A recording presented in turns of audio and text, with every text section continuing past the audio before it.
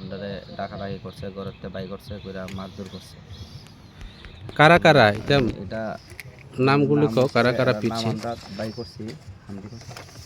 নাম হলো কি স্যার আপনার সুশীল চন্দ্রকিশোর চাকমা, হ্যাঁ আপন কুমার চাকমা, হ্যাঁ অমর সিং চাকমা, হ্যাঁ পল্টল চাকমা, হ্যাঁ সঞ্জিত চাকমা, হ্যাঁ। শান্তিরাজ চাকমা।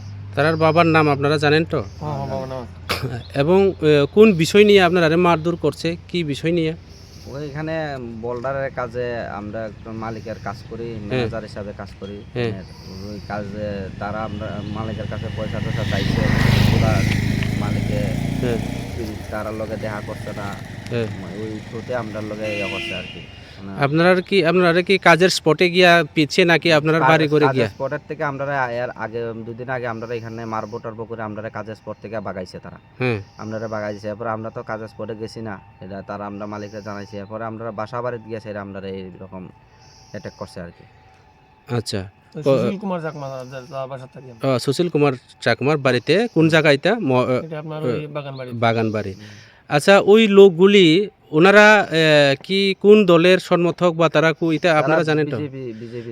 বিজেপি বিজেপির মানে নেগোসিয়েশন কমিটির ইয়ারা, মানে মাফিয়ারা, এটাই তো? তাইলে আবার আরো ভবিষ্যতের জন্য আপনারা কোনো হুমকি দেওয়া হয়েছে নাকি? হ্যাঁ, হুমকি দেওয়া হয়েছে। আমরা কাছে বাড়ি এখান থেকে ঘর রোড সাইডে যাইতাম, এখানে পাইলে আমরা মাইরা শ্মশানে ফেলাই দিব।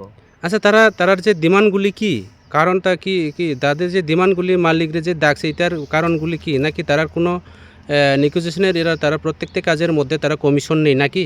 কমিশনের একটা কিছু তারা কত করে নেই, এরকম করে কত করে নেওয়া হয় তারা?